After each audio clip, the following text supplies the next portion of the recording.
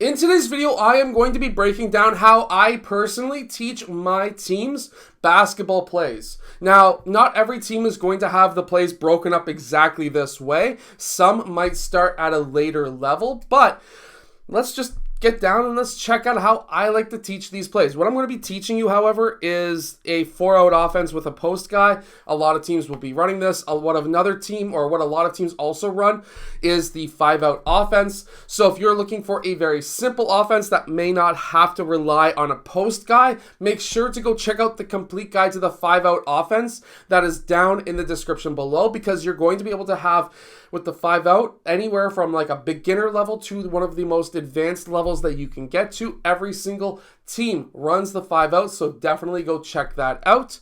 But let's get down and let's check out how I like to teach basketball offenses. So let's say we want to run a 4-out basketball offense. Well, let's say our offense consists of a player dribbling over towards the middle and then making this pass. After he makes this pass, he is going to exchange with player 3. Player 3 is going to lift, and player 5 is going to be then setting that screen up on player 2. So let's say our play consists of this movement, and then coming off of this screen, player 2 is going to attack the paint. Player 5 is going to roll toward or down the left side of that key, and then player 4 is going to be lifting. Let's say our offense consists of this movement, and all of the options, if I can get my words straight, would be if player 2 could score himself. He may also look to pass to player 5, and then depending on what defenders are looking to do, you may look to be able to kick the ball out to player 1 or potentially to player 3, depending on how the defense is playing us. There's a lot of decisions to be made by player 2, so this is a fantastic play that you can use to be able to teach your players how to make decisions, because decision making is extremely important if your team, or if you want your team to be smart and have high basketball IQ. So what would I do if I wanted to be able to teach my team this play? Well, the first thing that I would do is I would get rid of player 3 and 4, because the main decision makers are these 3. In fact, I would even get rid of player 1, and I would then bring in a pylon. However, the pylon's name is coach, and I'm trying to be funny, but this would be our coach. So how would I teach this offense? Well, first I would have the coach pass the ball over to player 2. I would have player 5 set this screen. Now, if this was a second grade team or a third grade team, I would do this screen without an actual defender. I would have player 2 go in for the layup, and then I would have player 5 just roll towards the basket. So then this would be super easy. This would be a layup, and I would have a line of players on each side. So I would have a line of players here and a line of players here. After they finish their layup, they would then pass the ball to this player. They would go in the back of this line. The roll man would go in the back of this line. And then when they want to go, they pass the ball to coach. Player 3 steps in. He posts up for a second.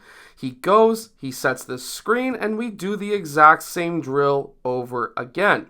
Now I would start adding in defenders. So I would have a line of offensive players. I would also have a line of defensive players so that they would be able to understand what the defense is trying to do to them. So I would have that pass. Player 3 would then come up. Defense is going to have to talk. They're going to have to say screen right, screen left, whatever it may be. Now we're teaching defense, because whenever we teach offense, we want to also teach defense as well. We don't want to have a singular mindset here. We want to be able to teach offense as well as defense. If we can teach both of these, we are going to be doing extremely well. However, which way you want to defend a screen, that's how you are going to defend this.